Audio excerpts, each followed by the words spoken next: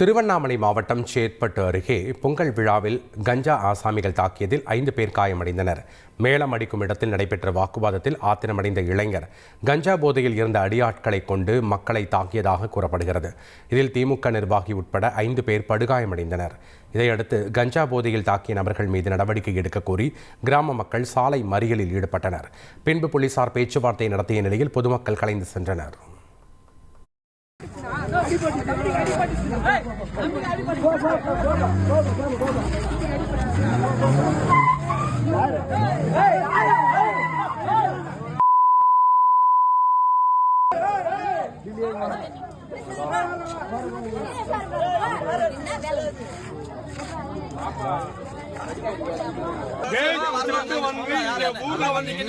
தேவையோ அந்த நடவடிக்கை எடுக்கப்படும்.